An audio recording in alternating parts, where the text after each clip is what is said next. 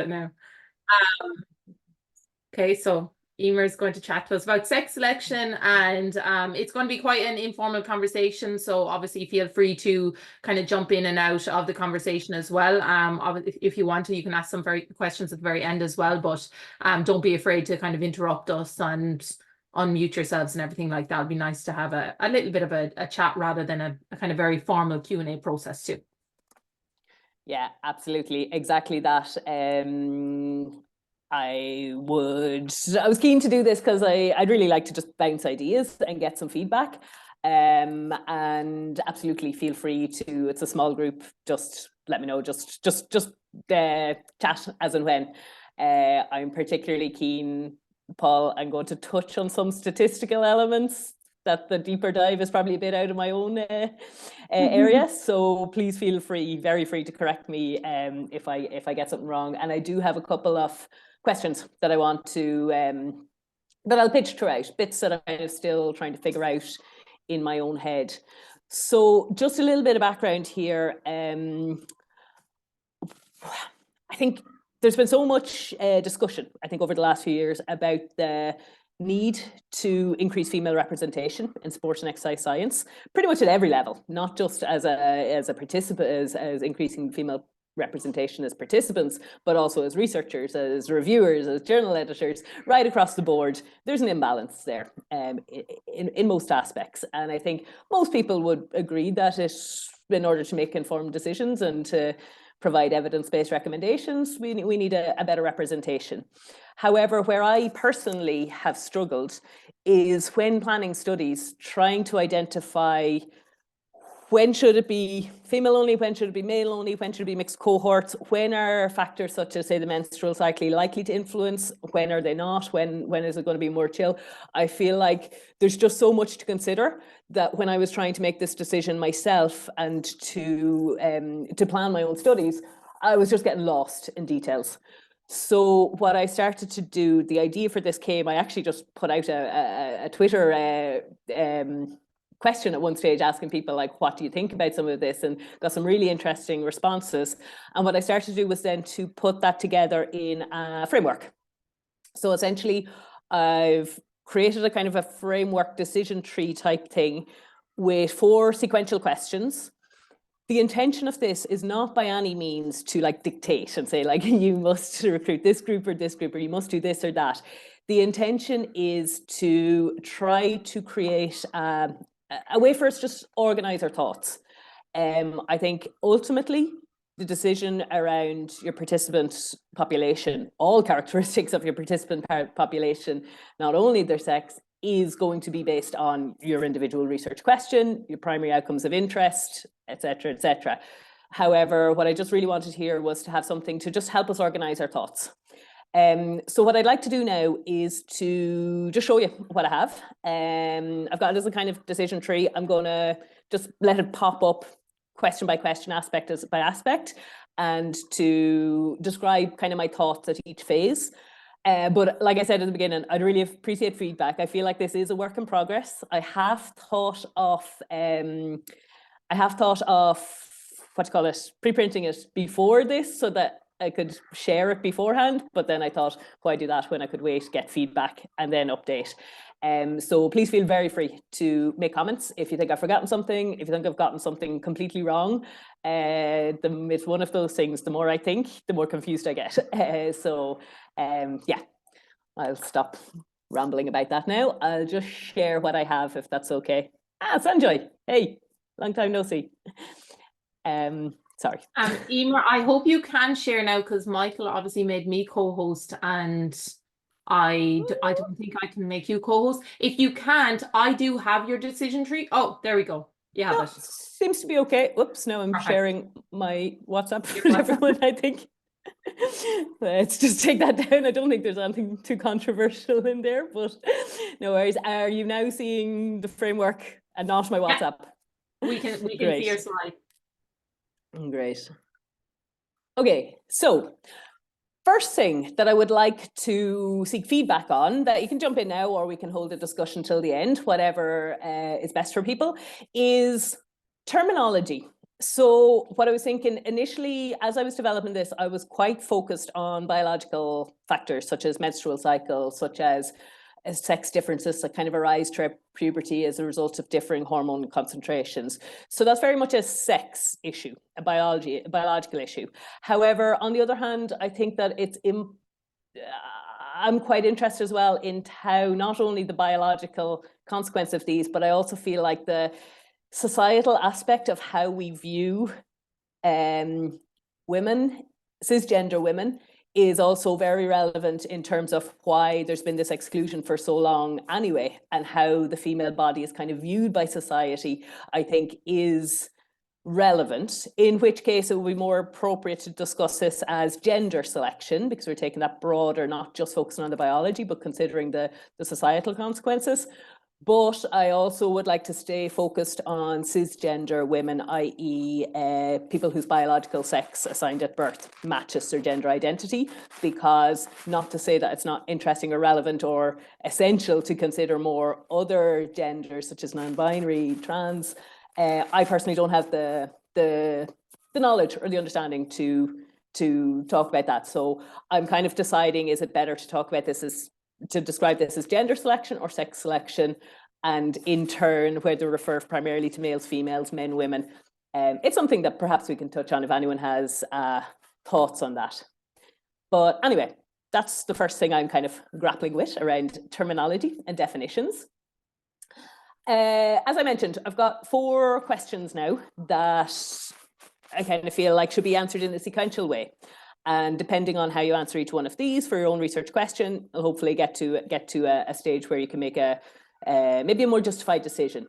And one of the reasons I think that this could be particularly useful is that more and more ethics departments, funding agencies, etc., are looking for proper justifications on all aspects of your participants, but including the sex. I think there is a lot of there's awareness of the difficulty that an imbalance, not only in sport and exercise, but in health and medical research in general, it's almost all done on men, which means things like prescriptions and dosages, etc., all done on men. Female specific health issues, massively understudied in comparison to kind of issues that impact both sexes, but are based on primarily male things. So this isn't a big issue, and there is increasing recognition, and more we're going to be asked to justify our choices. So I'm hoping this may maybe help people organize that. So anyway, let's go. Question 1. Are you studying a sex-specific topic? I think this one is kind of self-explanatory, but for some reason I feel like it kind of needs to be said.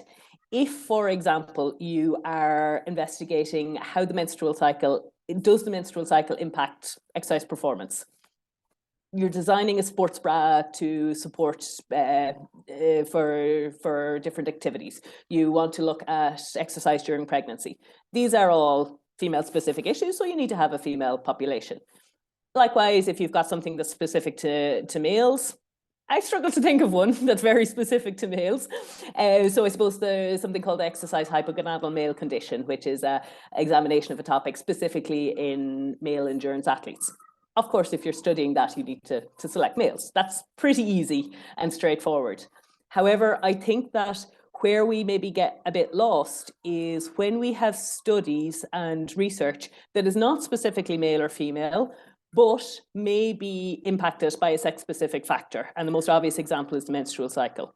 So we do have a lot of guidelines around, say, for example, if you're studying the menstrual cycle on some outcome, for example, exercise performance, we do have guidelines in terms of how to identify, how to confirm, how to predict, identify, confirm menstrual cycle phase, how to define the phases, all of that kind of thing. But then there's sometimes, but actually I'm not studying the menstrual cycle. Do I still need to do all of this? And I would say, as with most things, it depends. So I think that the second question, if you are interested in studying something that is just relevant to humans, such as, I don't know, does caffeine dose 3 versus 6 grams have a different response? Does different resistance training intervention induce a response, etc., etc. All of these things where you just basically want to know what happens in humans, but where we've traditionally maybe defaulted to male participants. The first thing that you're going to want to consider is sex-specific factors, is it likely to influence your outcome of interest? I've chosen the menstrual cycle to focus this on because I work primarily in physiology and it's something I kind of focus on more. But there might be other examples. And so, like, for example, if somebody's interested in biomechanics, maybe you're interested in, does a sex-specific factor like the size, the shape of the hips impact the movement pattern? I don't work in biomechanics. I don't know if that's a terrible example or not. But the point I'm kind of making is that although I'll use the menstrual cycle here, this really depends on your own specific area of interest. The question I think needs to be highlighted here, or the part of this question I think needs to be highlighted, is the word meaningful. And I think this is going to be very much dependent on your outcome of interest. Some people might disagree with me, but I think that the emerging evidence indicates that this menstrual cycle is probably less important than we maybe previously assumed in terms of at least its effect on exercise and performance related outcomes. Doesn't really seem to have any kind of systematic group effects. I think that there is this long held notion that females are inherently more variable than males because of these hormonal fluctuations. And in certain outcomes, if you're looking at sex hormones, yes, of course, we do have massive fluctuations throughout the cycle that doesn't happen in males. But in terms of how that actually translates to other outcomes is really very outcome specific. And I think something I discovered recently enough that I find very interesting is that we kind of have this greater female variability assumption under a lot of things. And a lot of people say, oh, well, we couldn't recruit females because they're likely to be more variable. This might impact our outcome of interest. Maybe. However, if we go to another field like evolutionary biology, they have something called the greater male variability hypothesis, which holds that males are inherently more variable in most outcomes than females. And this has been shown in a range of outcomes. And there's all these different explanations about sexual selection and chromosomes and genotypes and things I don't fully know. But I just thought it was interesting that in our field, we're kind of very much focused on the greater female variability. This assumption. In another field, we're focused, there's a whole other conflicting hypothesis that I had only recently heard of. But actually, we recently wrote a paper on that, including Gabrielle, who's here at the moment, on which sex are more variable in kind of range of outcomes. And we looked at data from the NHANES database, and we identified that actually there's no consistent patterns. Men were more variable in some outcomes, women were more variable in others. Sometimes there was just equivalent variability. So I think this assumption that one or other sex is more variable than the other has to stop, and it should be based on your specific outcome of interest. Don't assume things. Look for data, and I'll come to the end. What do we do when data isn't available? But anyway, so ask this question. Don't assume yes. And sorry, the other bit that I wanted to kind of highlight here is the meaningful bit. If we look at, say, the data related to the influence of menstrual cycle on exercise performance, exercise outcomes, obviously they vary a lot. Are we talking endurance? Are we talking strength? I'm not going to get into details of what we have. But the emerging trends is that if there's an effect, it's tiny and there's very low certainty in what we have. Now, different people will interpret that in different ways. Some people will say, well, look, it's there, so we have to control for it. Other people will say, well, it's so tiny, doesn't really matter. Again, I would say it comes down to your study. If, for example, you're looking at something like, say, I don't know, a resistance training program on a strength outcome, you're expecting pretty big effect sizes. Do you really care if, like, that tiny percentage point maybe is a little off if you're in the context of what you're overall trying to look for? And we also have to, I think, balance up risks versus benefits, because we could say, well, yeah, I do really care. I want to get as precise an estimate as I can, so I want to control this. But if that means you have a much smaller sample size, or that your testing drags out for months and months and months because you can only test on a couple of days a month, you might be introducing other variability that maybe outweighs what you saved. So I think we have to consider that. Now, if on the other hand, you're already searching for very small effects, you're already right on that line of power and you need to control absolutely everything, well, then maybe, yes, it is a good idea. But once again, I think it has to be based on the outcome of interest and the size of likely influence of the menstrual cycle versus the expected size from your intervention, and then make a decision accordingly. Let's just say, for example, you say, yes, it is likely that a sex-specific factor, like I said, I'm focusing on the menstrual cycle, but that could be other things as well, depending on your research. You say, yes, it actually is likely to have an influence. The next question that you need to ask for is, can this be controlled for? Paul, I see your hand up there. You're too polite. Just jump in if you want. Do you want to ask something now? Yeah, I mean, this might be the next stage. Sorry, can you still hear me? My frozen. But it seems like there's your hands over your no, you there you go. It seems like there's a couple of different things that pop to mind. There's an important difference between category elements. In other words, is there a difference between males and females on average? And then kind of your example, the menstrual cycle is within. It's to do a within difference. So sorry, I probably should have been specific on that. Right now, I'm talking about just within a single individual, does a sex-specific factor influence the outcome of interest? And the next question then goes at between group differences and how they might impact your choices. So here it's just that, like, if you say you're looking, so do we need control for the menstrual cycle? Do we need to, is there something there that is likely to introduce a lot of extra noise in one group versus the other group, with the menstrual cycle just being the example? And I think if it is likely to introduce noise, we then have to consider, can we control for it? For example, can we standardize phase testing? Sometimes that's feasible. Sometimes it's just not, it's too impractical. Or potentially, can we recruit females who use hormonal contraceptives, which appears to be, in many samples, roughly 50% of the population, maybe a little less in some, it varies country to country, but a lot of women use hormonal contraceptives. There's a huge range of those. However, the majority work to, by delivering small exogenous doses, you reduce these large exogenous fluctuations. So if you're worried about the fluctuations, there's going to be a more stable hormonal profile here. So that's an option. Yeah. Yep. I think the thing there, then obviously I'll wait till you get onto the between group, but the first thing that comes to mind with the within is that most values or most outcomes in sport science are, heteroscedastic, such as those that with the higher values are more variable. So if you're interested in things like strength or traditional measures where males have higher values, they are going to be more variable. Interesting. Just because almost all values are heteroscedastic. So even if females vary because of one factor, their noise in terms of reliability may be less than males. So that would be an interesting thing to consider. That's super interesting, because I did feel like this part was very much kind of focused on the potential for females to be more, I started out saying that either could be more or less variable. And then I kind of focused in on a potential reason why females might be more variable, but it would be interesting to balance that. So I'll follow up with you on that to maybe get some materials that I can study up a little bit more. And also have to learn to pronounce heteroscedastic properly. Did I do it right? Cool. So that could be a really interesting addition here.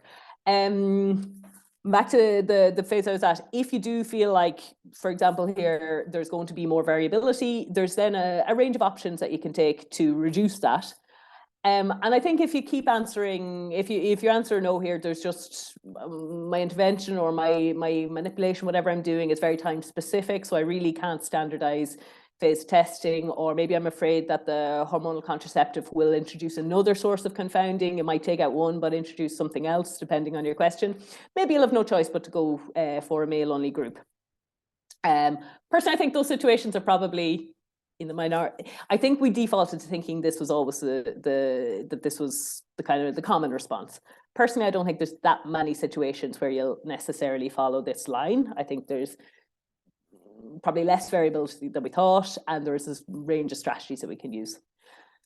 If you say that it is unlikely that a sex-specific factor may influence your outcome of interest, Or if you think it's likely to impact it, but you've got a strategy in mind to control for that, you can then move on to the third question, which is whether or not baseline differences between sexes are likely to influence results. So exposure to reproductive hormones throughout the primarily in puberty, much throughout the lifespan really, are going to lead to differences, group-based differences in men and women. Women have breasts and wider hips. Men have narrower shoulders and a larger muscle mass on average. Of course, we have some men with lovely breasts and some women with more muscle. Of course, I'm talking on average, but there are group differences between biological men and women, and these can mess things up. So in terms of when you're searching for effects, and I think the most relevant thing to consider here is around power. If we are, for example, using a mixed group, a mixed cohort, and we've got really large variability at baseline, that's then going to have a knock-on effect on your power. There's also the potential for these differences to influence response. So like Paul just said, if data is heteroscedastic, and you expect a larger or smaller response in either males or females, I don't know, does the larger muscle mass make them more variable or more responsive to certain things? This all depends on the specific question. That can really introduce a lot of extra variability there, which can influence sample size calculations, power calculations, capacity to detect what are, in reality, in most sport and exercise investigations, very small effect sizes. In which case, where am I going next? So if your answer to this is no, there's very unlikely that baseline differences are going to influence results, you can then go for a mixed cohort or single sex if another factor is relevant, and I'll give us some examples of other factors. However, I think it's probably more likely in the majority of situations that will say, yeah, actually that increased variability really could impact my study. In which case, the next thing we need to ask for is, can we account for this using appropriate statistical techniques? And again, I'm very open to feedback here. However, in what I was reading, we kind of have a couple of options here. One is we can adjust or control depending on, I'm not fully sure I understand the difference between adjusting and controlling, but we can include sex as a covariate. The difficulty there is, from what I understand, including additional covariates in a model can influence your power, and it can also increase the potential of overfitting, which is essentially when the computer, the code is investigating noise rather than signal. So I think that particularly in smaller sample sizes, this can be difficult. However, in certain situations, we could also say, well, we've just doubled our population or doubled our available sample, because now we can recruit both men and women. So maybe in certain situations, we can actually recruit enough to overcome these issues. I think there's some really interesting potential work to be done there in terms of simulations of where is that breakpoint, where increased variability at baseline, where the power of a larger sample size overcomes an issue of increased variability at baseline. But I think that is an interesting, something that needs to be mulled over for the specific outcome. Another thing that's interesting there is that I was reading a nice paper recently where they were calling for basically stop controlling for differences between sexes, because maybe sex is the explanation for, maybe sex actually has a factor, so we don't want to try to remove that influence. And here we're getting into the question about searching for differences between the sexes. Now, I think ultimately that's where we need to get to. If we really want to make decisions about, do we need sex-specific recommendations? Can we use data on males to make recommendations for females and vice versa? If we want to get to that, we need to have a better understanding of the real life differences in terms of responses to interventions, etc. However, the difficulty there is, I think that we need to be very careful in terms of our power calculations, etc. So say, for example, we've got an intervention and we're expecting a moderate effect size, let's just say I don't know, currently 0.5, 0.6. I'm just making up stuff now. But let's just say we're expecting this moderate difference compared to nothing. If we then say, okay, well, we're going to now recruit men and women, males and females, and we are going to see if there's a difference between them, it's pretty unlikely that we're now looking for that we expect one group to have moderate response and the other 0. What we're probably looking at is like, okay, are they like, I don't know, 10, 15, 20% more or less effective? So we're now looking at a much, much smaller effect size, because instead of looking of say, okay, we think that women are going to have a response here, men are going to be a little bit less, and here is 0. Now we're just looking for this very tiny effect size, and now we need a far bigger sample to be able to detect that. So I think we need to be very careful about saying, okay, let's just recruit a mixed group and then search for differences, because that requires very large sample sizes given the likely relatively small effect we're looking for.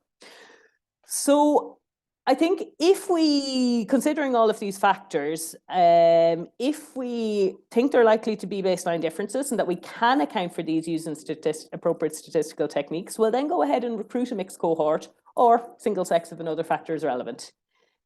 If we say no, this is really likely to add too much variability to my study, so therefore it's not feasible to recruit it. To recruit a mixed cohort, well, then you can go for a single sex group, and that can be either male or female in this situation. And again, we can decide which based on a couple of extra points I'll come to now. And then the tricky, no, sorry, before I go on to that, I would say, like, for me,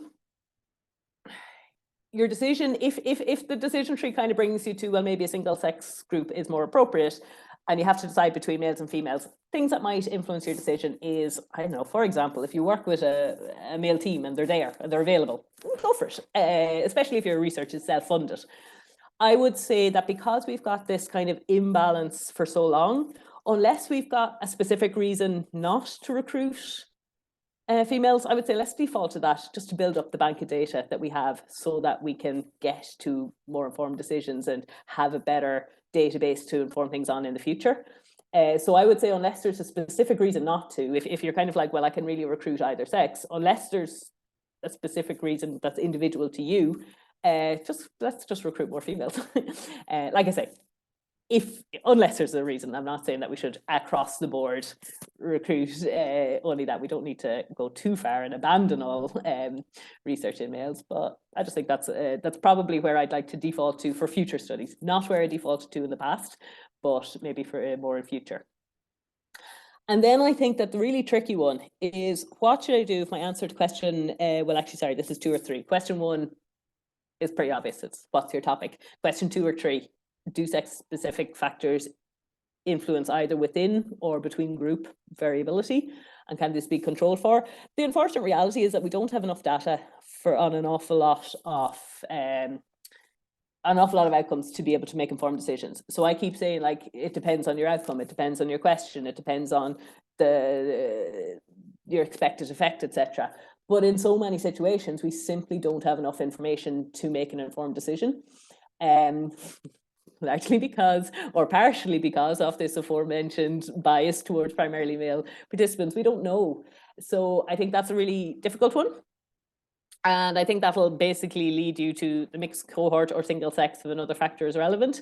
Something that I think is kind of, I struggle with in this is that I think for individual studies, it feels more risky to recruit female-only groups, because for so many things, we don't really know.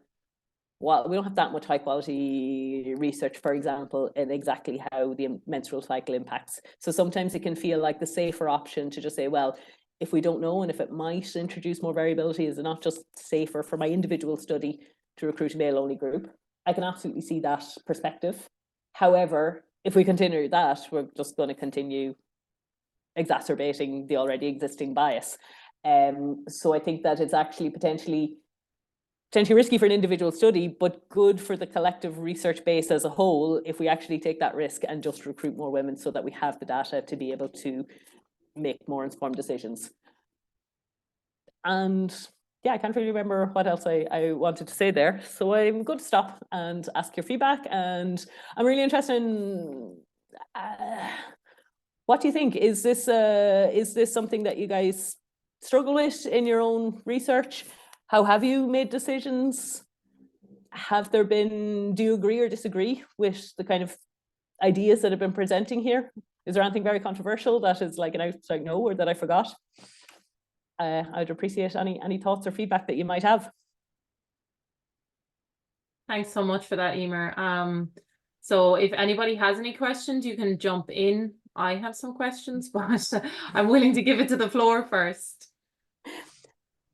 I would say, Yeah. like, I was just going to say, like, let's go in a fairly informal way. Just anyone who wants a question, just either jump in or put up the hand or put it in the chat, and let's Yeah, just. that's good. I guess a question statement would be number 3. Mhm. I kind of think of it a little bit more as who's your population, and if you're like, can you justify men, women being, or in terms of if the purpose of research is generalizing your findings, then you're trying to generalize to a population. So Mhm. does it make sense to consider males and females in your question as the same population or not? Because that effectively for me is the same. It's the same way. If there's between group differences and how they respond, then you could argue they're not the same population. So it's just a slightly different way of phrasing that perspective, I guess. Yeah, I see where you're going with that. However, I think that for a lot of studies, we're probably not at the phase yet where we just want to find out if things work in humans, and then in order to get to the point of discovering whether there's whether are males and females different groups or are they not? But what's the name of that book? Men are from women, Venus are from men are from Mars, women are from Venus, whatever it is, which would argue that men and women are completely different species. I would say we're probably more alike than different in a lot of things, but I think we probably don't have enough information to decide. So I think that if the preceding evidence base is enough for you to already predict target a population, I just feel like for so many things we actually don't know. We just want to know in humans first, and then to extend to find out. We all yeah, I guess we all come with our biases, so, or how we model the question. So I model it through S&C. That's my sort of bias, and I think, okay, right, a study recruits, college-aged basketball players, softball, like they do, it's, Yeah.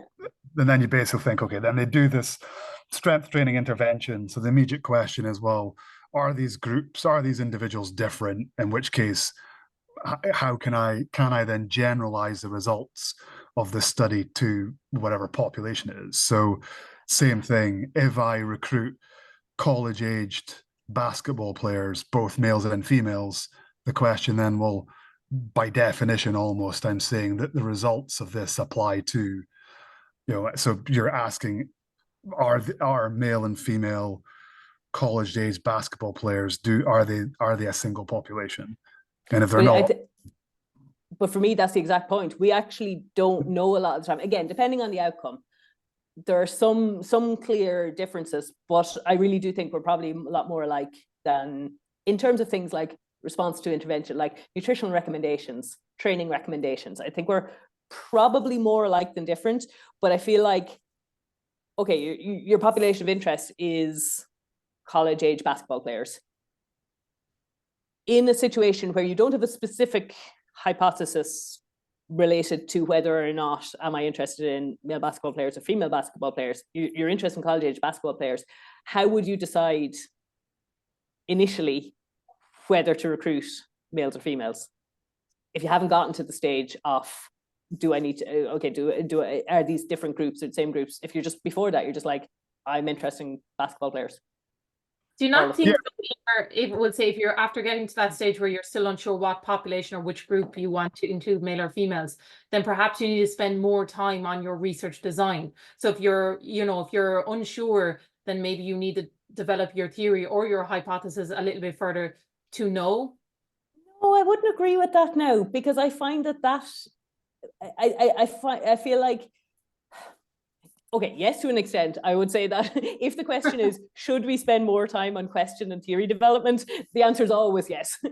And I absolutely include myself in that, particularly for sometimes I look at studies I designed a few years ago and I'm like, oh crap, I didn't really think about some key things. If your overall question is yes, should I spend more time? Absolutely, yes. We do need to think more deeply. However, I feel like there's so many things where studying more is not going to make data that doesn't exist. And I feel like if we're trying to get into the nuances of how theoretically sex differences might impact something, but we don't even know if the original intervention is, let's just say we're talking about interventions, if we don't even know the original is likely to work or not, how can we get into exploring the nuance of whether or not? I just feel like we're jumping all of these questions, all of these steps by trying to get straight to, okay, does this work for men? Does this work for women? Are they different at the beginning? I know. We have no data. How, you know, I just feel like it can keep studying, but if the data isn't there, the data isn't there. And if you're going to go for theoretical judgments, we're getting further and further and further from your original question, because all of a sudden now you're like, okay, well, actually my question was, let's just say, I don't know, give me something random for our college age basketball players. Does beta-alanine supplementation increase their power? Does strength and conditioning intervention increase their jump height? I don't know, whatever. Like, if it's like, let's go back to our research design and really study if it needs to be men or women. Now we're getting into all this theoretical thing, but like, could estrogen potentially influence firing rates, which may in turn potentially influence jump height and may potentially, like, it's just so theoretical. The thing is, we haven't a clue. So either pick a... Yeah, agreed. Yeah. I think, and again, it helps me to view it like it's just you're basically you're stating that your response is of a specific type. Like, as we all our stats are, is there a difference in means? That's what we all do in intervention. So you're basically saying that they come from a single distribution with mean X and a standard deviation, and that standard deviation is not influenced by gender or sex, whatever you want to frame it. That's the assumption that you're making when you recruit a male and female population, but don't include sex in the model. That's what you're saying. So I guess to know... Did I say that? That sounds way too smart for what I think. That's the implication of running that study. Like, it generalizes. By saying this is a single population, by doing that model, you're saying that there's a normal. I said the distribution is this, and it's not influenced by sex. And if you think that's the case, well, yeah, but it's just another way of framing. You think differences? I suppose you're coming at it from almost a different perspective, as in I'm almost starting with the assumption that it's kind of like, do we default to one assumption or other assumption? Because I think in any situation there's uncertainty, so we could either fall on the side that there are likely to be sex differences in most relevant outcomes which create two populations, in which case they're not, or we could default to the perspective that there are likely to be more similarities to difference. We're all just, first and foremost, we're all humans, in which case you'll fall on the other side. And then I think that if you've got specific data to inform which side you fall on, fine. But I think in a lot of situations, we don't actually have data. We have assumptions and we have theories. And sometimes I think we have societal beliefs that are not based on anything. So and I suppose that's the area I'm most interested in, is if we don't really know, if we don't have data to say which side to fall on, where do you guys think we should fall?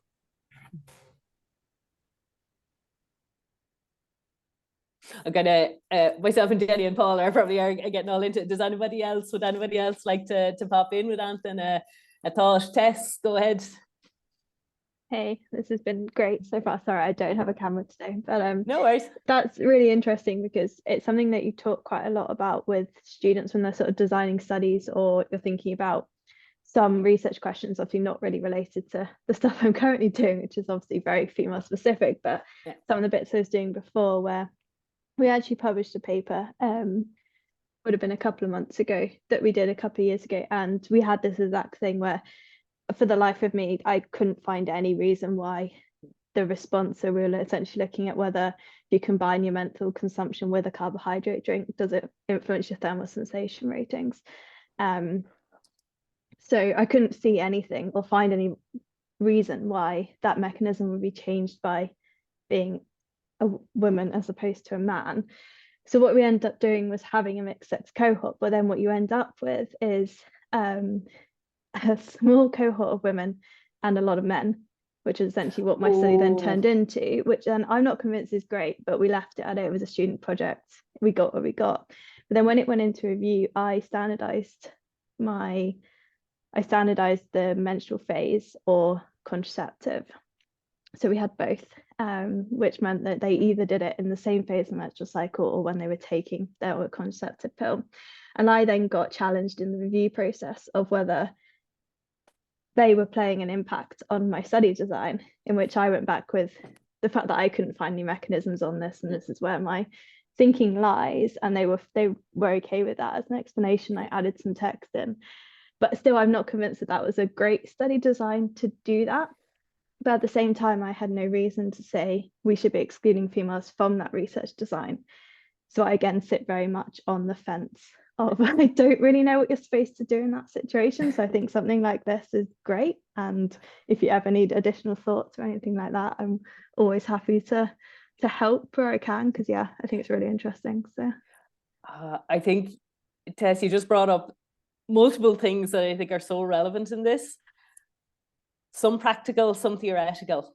And I think that in terms of your study, congratulations. It sounds like it was a tough one, but a great one.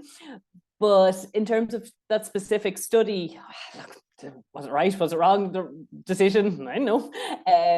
I think that you could make arguments both sides. But I think something that you're saying there is kind of ring a bell here in terms of we need to differentiate theoretical differences. Okay, you say you couldn't find any theory or any mechanism that would cause a sex difference in response. That's one thing. I think that's a super important thing. But then I think the other question that we need to ask is, irrespective of whether or not we expect a mechanistic difference, or even when we don't expect a mechanistic difference, do those baseline differences, introducing extra variability in our sample, do they subsequently influence our capacity to detect an effect? So I think you said it was, what was it, a thermal load or response to a thermal load or something like that.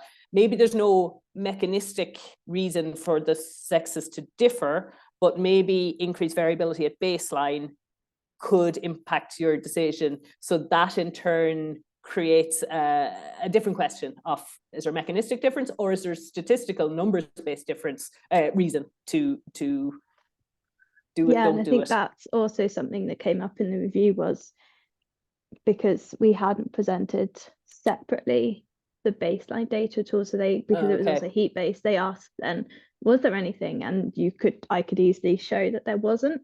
But that wasn't something we did, because obviously our female to male ratio was like 3 to 10 or something. So obviously I didn't present single sex data in that, because I didn't see it being a worthwhile question for that paper and answering what it was answering, which was actually a very, very simple thing at the end, because the drink was horrendous, no one liked it, and it did nothing. So it was a really nice, easy paper to write up from that perspective. So I didn't get bogged down in the fact that we had some women in that cohort. But when I got those reviews and I was answering the questions, I was like, this is a great question, and something that obviously I don't think I could answer properly, but I did the best I could with the data I had. But yeah, I think it's really interesting, and yeah, I'm not convinced I made the right decisions, but I was able to justify the thought pattern I had to get to where I got to. So, which I think at the end of the day is all any of us can do. I think you raise another really important point there. Hold on, my brain is going with multiple things at the same time there. Something that pisses me off a bit is that I feel like if there is a female element, a cohort, either all female or mixed, there's always so many questions about why. It feels like the bar for justifying female inclusion is so much higher than justifying male inclusion. And I don't think we should necessarily reduce that bar. I think it's good that we query and probe, but it kind of pisses me off that if you just kind of default to male, it's just fine. Nobody really comments one way or another. If you've got female, but did you consider menstrual cycle? Did you consider hormonal contraceptives? Did you consider baseline differences?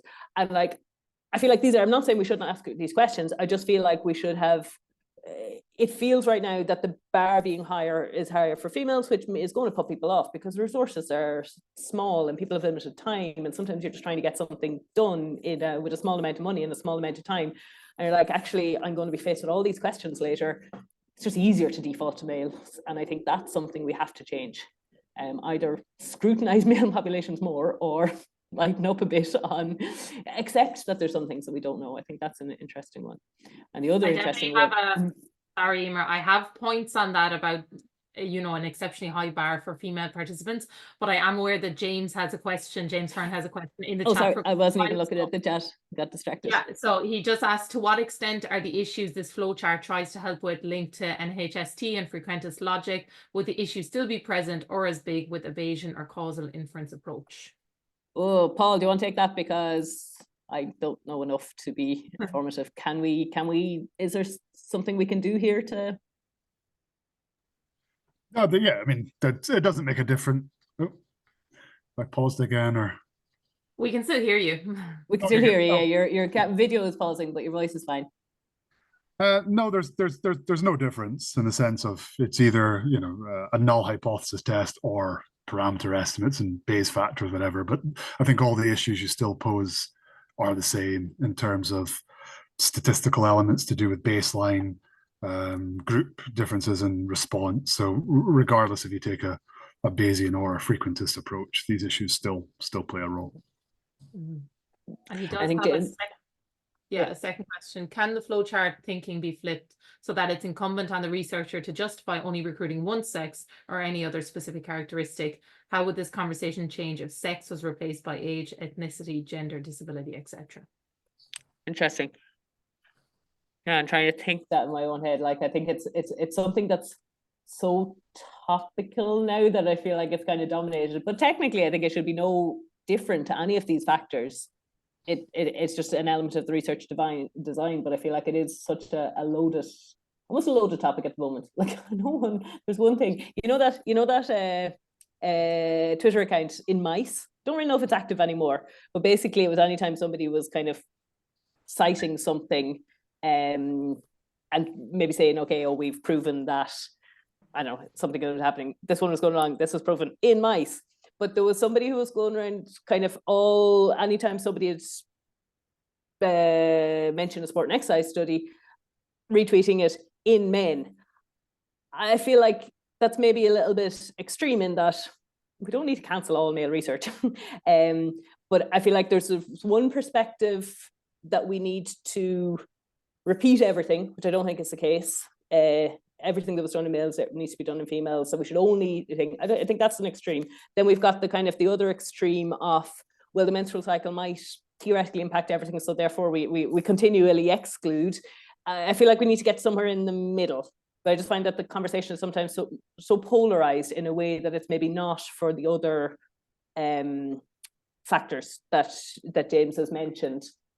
That it's hard for me to replace one with the other, even though technically it should be. I just feel like this discussion is more loaded than the others. Possibly. Don't know. Okay. The more I think about this, the more confused I get. I have a follow-up question, just as I was saying earlier, to, you know, considering the bar is a little bit higher for maybe female participants. And like, what is your opinion then on reducing that researcher bias? So I think as most researchers are convinced that if we include female participants in our research, that requires more time and resources to be put into research.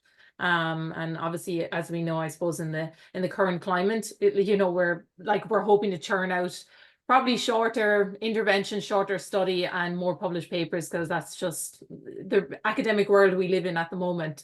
So do you think we can potentially reduce that bias? And then kind of linked to that in a way is, how willing do you think research or female participants are to be involved in research, you know, particularly if they think it might like costs more of their time as well if they do have to come in and maybe track the phases of their menstrual cycle for a few months beforehand. For example, if the researcher wants to standardize it, I think there is a conception maybe out there that female participants are not as willing to take part in sports and exercise science research. I don't know, do I necessarily believe that is true? I think we just have to maybe in our recruitment language, for example, for sports and exercise science, just make sure it's a little bit more gender neutral, or directed towards females a little bit more if we want. So just interested to hear your thoughts on both those things, willingness of female participants, and then, basically researcher bias. How do we reduce that? Yeah, I think there's two great points here. The one thing I would say, I would agree absolutely with you, that I do feel like research on females is sometimes held to a higher standards, like, but you must do all this. I would say, instead of reducing the bar there, can we figure out a way to increase the bar on all research? Which is obviously, we're open into a entirely different question there, entirely different topic there. But I just feel like we need to be more consistent in terms of, if we're going to scrutinize these things, we need to scrutinize all studies, and not kind of, I feel like the existing bias is, crap, we're recording now, aren't we? Do I really want this recorded? I'm kind of always like, if we're not going to raise the bar for everyone, then we need to reduce the bar. We can't have this imbalance anymore of making it more difficult in one and holding one group to a higher standard. So my ideal would be increase the bar for everyone, but in the absence of evidence, which I don't think we have to exclude, I think we need to maybe chill out a bit more in terms of including in terms of the bar. Now that sounds like I'm saying let's be less scientifically rigorous. I'm not. That's not what I want.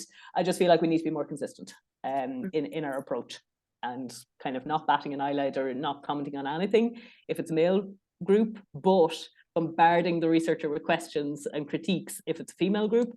That's just going to exacerbate existing difficulties. That's just making it more difficult to include an already underrepresented group. So I think that is something that it's a way broader issue.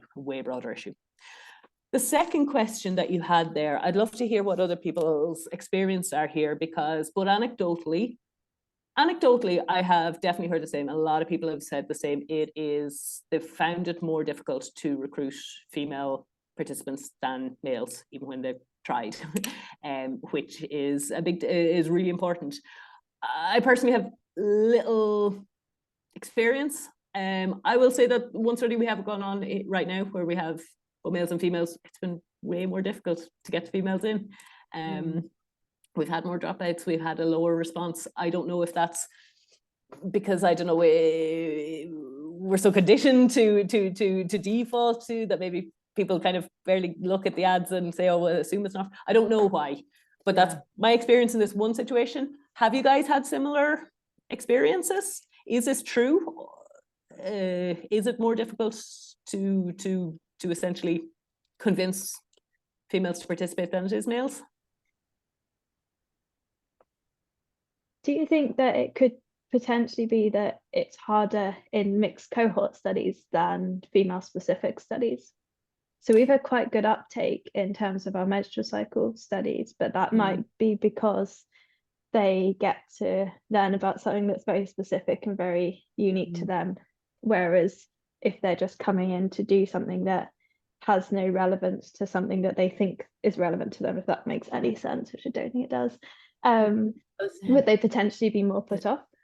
Yeah, I think that's an interesting point, because by the sounds of the tests, going on what you said before, you had more difficulty in your mixed cohort. I think you said it like 3 to 10 female to male ratio, whereas then, and I think then the interesting bit to probe there is, you said, okay, maybe females feel like it's less relevant to them. Now, technically, if we're just studying, I don't know, supplements and training methods and different things, that should be equally relevant. Like we know just as many women participate in sport. The Olympics are almost equally represented now, but maybe that's more of a societal thing in terms of, because the focus has been on males for so long, the women are almost like, okay, well, this isn't. Yeah, I think that's a really interesting thing to probe. Somebody have any thoughts on that?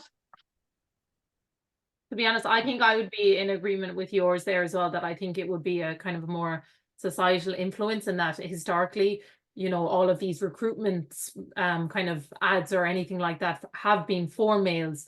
So therefore females just potentially assume it's not for them until they see something very obvious like menstrual cycle or breast, that they know, okay, this is directed towards female research and I can get involved in that.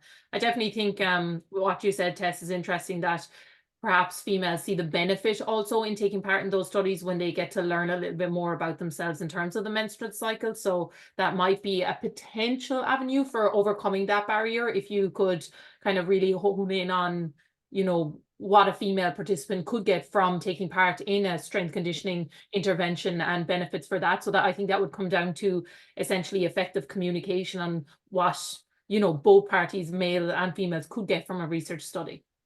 And I think that probably also leads into a bigger issue in terms of female role models. Making sure that we are televising the female competitions to the same extent as the male competition, so that we see at every aspect that this is relevant to both, because I think there's kind of a lot of years of historical undervaluing to be overcome. But again, this is we're again getting into quite big questions that we're not going to solve with a 4-question decision tree.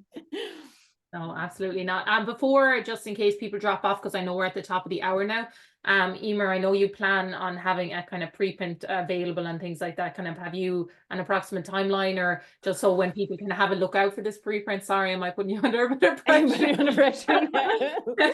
Yeah, I'm going to go in and going to think. I'll throw this out to the group a bit.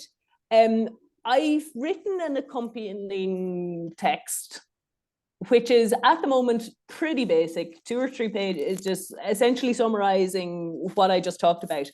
In your opinion, is it enough? Like, technically I could pre-print it tomorrow. I'm just a bit scared that it's not really at the stage. But then a part of me was like, just get it out there and get feedback and see what people think.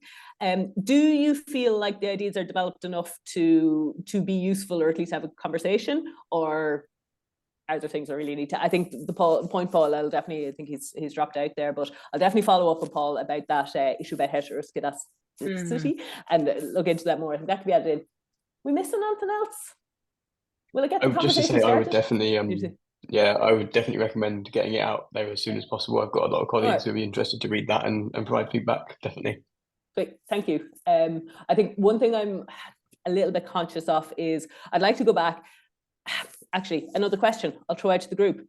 Are we talking about sex or gender here? Because we are focusing on very much biological issues, but I really do feel there's huge societal trends in terms of.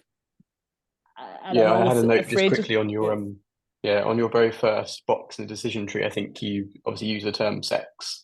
And I've made a note to say, so could are you looking at like a female sex specific characteristic? So in which case a trans man could in theory be part of that research. So I think you do need to perhaps consider sex stroke gender, and there probably needs to be some clarification in there.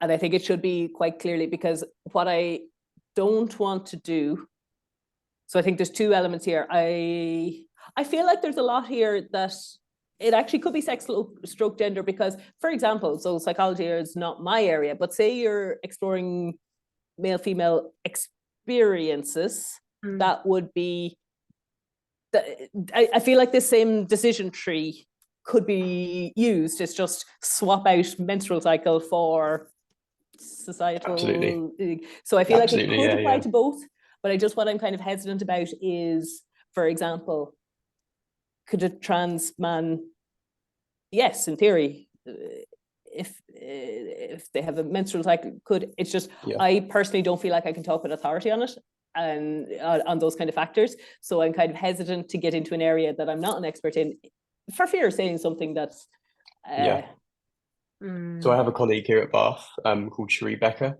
So she published on like gendered spaces in strength and conditioning and the impact of that on ACL injury in female athletes.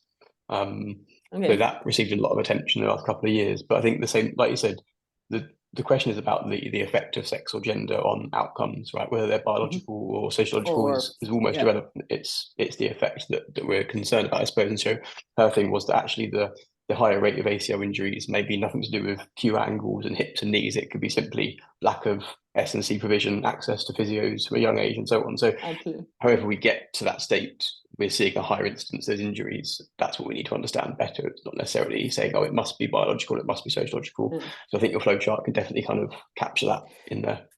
I think that's actually a really actually a really interesting point, in that as somebody who had multiple ACL injuries back in the day when I was playing football, I would say absolutely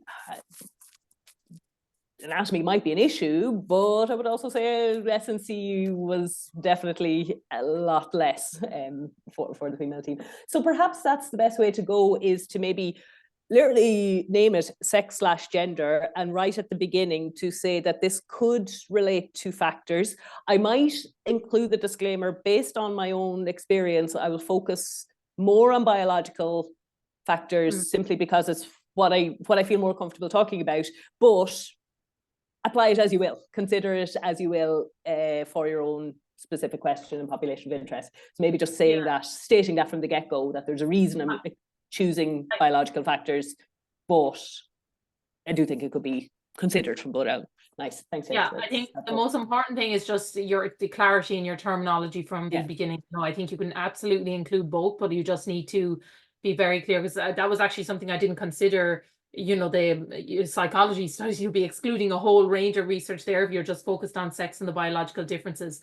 But I don't know if you've seen, but Tess has actually put some useful kind of link, and now James has also, thank you James, into the chat as well, which might be, I think it's always useful to go and get expert opinion on these kind of things. As you said, it's kind of an area you're a little bit unsure of, so I always think it's nice to get the expert opinion if you can on this.